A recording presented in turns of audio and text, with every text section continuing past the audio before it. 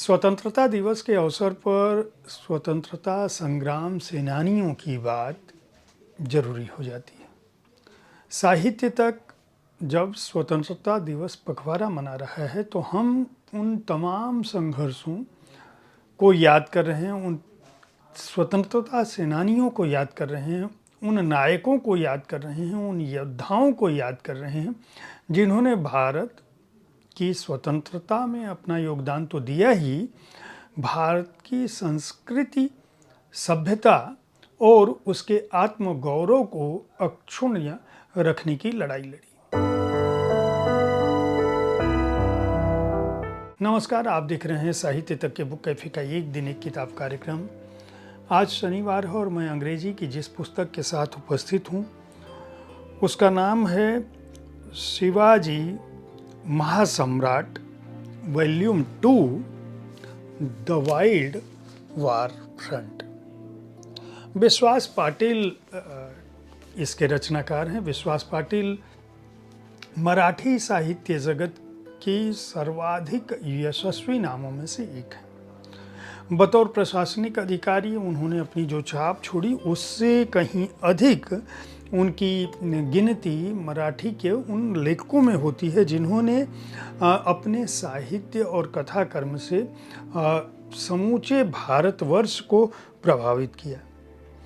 रणंगन, चंद्रमुखी, पंगिरा, झड़ाझड़ती, पानीपत और संभाजी जैसे उपन्यासों से उन्होंने पूरे राष्ट्र में अपनी पहचान बनाई और उनकी रचनाएं भारतीय भाषाओं में प्रकाशित होने के साथ साथ विश्व भाषाओं में भी प्रकाशित होती रही हैं। और यह पुस्तक जो है शिवाजी महासम्राट के नाम से लिखी गई उनकी जो महत्वपूर्ण कथा श्रृंखला है उसी का दूसरा खंड है।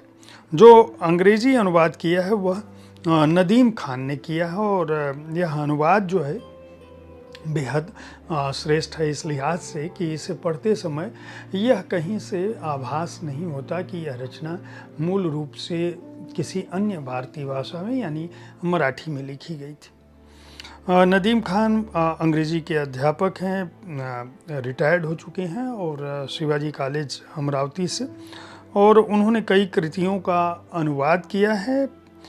विशेषकर विश्वास पाटिल की कृतियों पर उनकी अपनी एक पकड़ रही है। चूँकि महाराष्ट्र में ही उनका अध्यापन हुआ है इसलिए वे उस बिंदु को भी समझ पाते हैं जो मराठी मन में, मराठी कथाकारों के मन में, मानस में और उनके भावाभिव्यक्ति में होता है।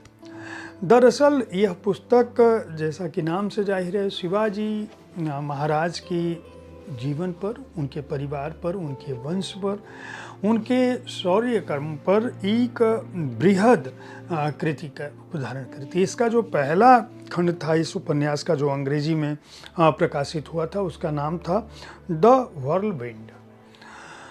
जो पहला खंड था वह शिवाजी महाराज के परिवार, उनके पिता जी से शुरू होता है। मराठा साम्राज्य की जब हम बात करते हैं, जब इतिहास की बात करते हैं तो हमें यह नहीं भूलना चाहिए कि शाहजी भोसले और उनके वंश ने कई सल्तनतों, साम्राज्यों की सेवा करते हुए भी मराठा स्वराज्य का स्वप्न देखा था। शाहजी भोसले और उनके वंशजों ने अहमदनगर के निज़ामों, बीजापुर के आदिल शाहों के अधीन मुगल सेनाओं की सेवा की थी। ये मुगलिया साम्राज्य दिल्ली में था लेकिन वह निज़ामों की मार्फत, दूसरों की मार्फत, अलग अलग वंशों की मार्फत, कभी संधि के चलते, कभी अपने प्रभाव के चलते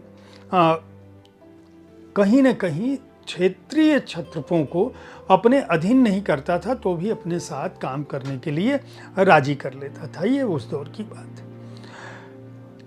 उस स्वराज्य का जो स्वप्न था, इस युद्ध के दौरान शाहजी भोसले जो शिवाजी महाराज के पिताजी थे वह बहुत बड़े योद्धा थे और उनकी पत्नी भी बहुत बड़ी कूटनीतिज्ञ थी, यानी चतुर राजनीतिज्ञ थी जीजाबाई। इन दोनों के मन में जो स्वराज्य का स्वप्न था, उस आकांक्षा को जब उनके पुत्र के रूप में शिवाजी महाराज पैदा हुए और उन्होंने हिंदवी स्वराज्य के बैनर तले युवाओं को जब इकट्ठा करना शुरू किया, तो शाहजी भोसले को यह लगा कि हम पिता पुत्र मिलकर एक मराठा साम्राज्य की स्थापना कर सकते हैं। विश्वास पाटिल ने शिवाजी महासम्राट उपन्यास श्रृंखला का आधार उसी स्वप्न और उसी भावभूमि को बनाया है जो शाहजी से शुरू होती है, शाहजी भोसले से शुरू होती है और शिवाजी महाराज के तमाम युद्धों तक आती है। इसमें जो दरबारों की साजिशें हैं, जो राजनीतिक साजिशें होती हैं, जो षड्यंत्र होता है, जो युद्ध की रणनीतियाँ होती हैं, विश्वास पाटिल की यह खूबी है कि वे अपनी भाषा में उन सब को जीवंत कर देते हैं। इसके अतिरिक्त शिवाजी महाराज के पूर्वजों के बारे में बहुत जानकारी नहीं प्राप्त होती है। यह पुस्तक मतलब उनके बारे में भी बताती है कि दरअसल उनका परिवार किस तरह से असाधारण योद्धाओं का परिवार था और कूटनीति भी उन्हें अपने वंश के अनुरूप आई थी। 10 वर्षों से अधिक के शोधन के पश्चात उन्होंने इस व्यापक गाथा को लिखा है।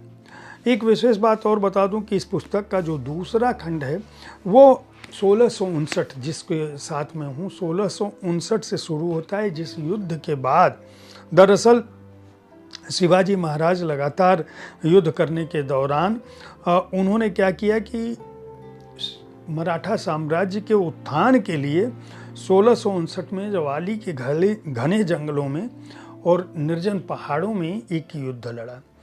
ये युद्ध बहुत खूनी था और शिवाजी की शक्तिशाली सेना ने आदिल शाह सेनापति अफजल खान और उसकी विशाल सेना को, बीजापुर सेना को धूल चटा दी। धूल चटाने के बाद उन्होंने एक तरह से भगवा ध्वज चारों तरफ लहरा दिया। अब भगवा ध्वज लहराने के बाद क्या क्या उनके जीवन में घटा? युद्ध जीतना, किलों पर कब्जा करना ही महत्वपूर्ण नहीं होता है, बल्कि उस साम्राज्य को स्थापित करने के लिए लगातार युद्ध करने होते हैं। जब मराठों का एक साम्राज्य शिवाजी के नेतृत्व में, शाहजी भोसले के नेतृत्व में स्थापित होने की प्रक्रिया हुई और कई राजे रजवाड़ों को उन्होंने जीता, यहाँ तक कि औरंगजेब के चाचा शाइस्ता खान को मराठों ने हरा दिया और प्रतापगढ़ के किले पर कब्जा कर लिया। शक्तिशाली जो आदिल शाह की सेनापति था, अफजल खान का वध भी हो गया। वध के बाद स्थिति यह हुई कि वध के बाद बीजापुर साम्राज्य कमज़ोर भले ही हो गया था, लेकिन जो लगातार जो विरोधी सैनिक थे वह और मुग़लों के नेतृत्व पर लगातार वो कब्जा करना चाहते थे। उस दौरान गोदावरी घाटी की लड़ाई हुई, औरंगाबाद में टकराव हुआ। इन टकरावों के बीच शिवाजी महाराज ने किस तरह से नौसेना का गठन किया, किस तरह से कई किलों पर कब्जा किया। उन्होंने एक दुर्जेय नौसेना तैयार की। अगर उनका वह लक्ष्य पूरा हो गया होता तो शायद औरंगजेब जो है शिवाजी महाराज को विशालगढ़ के किले में घेर नहीं पाता और वे वेरगुला, राजापुर, जैतापुर आदि की खाड़ियों में जो युद्ध उनका हुआ लगातार, और उन्होंने औरंगजेब की सेना और उसके बंदर, न केवल सेना को छिन्न भिन्न कर दिया बल्कि कई बंदरगाहों पर कब्जा कर लिया। स्थिति यह थी कि पिता और पुत्र दोनों दो दिशा में युद्ध करने गए ताकि मराठा साम्राज्य की नींव रखी जा सके। लगभग 22 साल तक पिता पुत्र दो इलाकों में युद्ध करते रहे और उनकी मुलाकात फिर से हुई। दरअसल विश्वास पाटिल को इस बात के लिए शुभकामनाएं दी जानी चाहिए कि उन्होंने शिवाजी महाराज के बहाने एक पिता पुत्र के युद्ध को, मराठा साम्राज्य के गठन को बहुत ही उम्दा ढंग से रखा है और समूचे कालखंड को वो जीवंत कर देते हैं। इस पुस्तक को एका प्रकाशन ने प्रकाशित किया है, जो वेस्टलैंड समूह का एक हिस्सा है, उपक्रम है वेस्टलैंड बुक्स का, और पुस्तक का मूल्य 899 रुपये है। दूसरा खंड है, लेकिन आपको अगर पूरी कृति को समझना है तो शिवाजी महासम्राट के दोनों खंडों को खरीद कर पढ़ सकते हैं। अगर अंग्रेजी आती है तो मराठी आती है तो मराठी में वैसे ही यह पुस्तक बहुत चर्चित रही है, बहुत प्रसारित रही है। हिंदी में भी यह कृति उपलब्ध है, आप अन्य भारतीय भाषाओं में इसे खरीद कर पढ़ सकते हैं। स्वतंत्रता दिवस पखवाड़े पर हमारा प्रयास है कि इस पखवाड़े में हम आपको उन कृतियों की जानकारी दें जिन कृतियों को से स्वतंत्रता संग्राम सेनानियों के त्याग, बलिदान, उत्कर्ष का पता आपको चलता हो।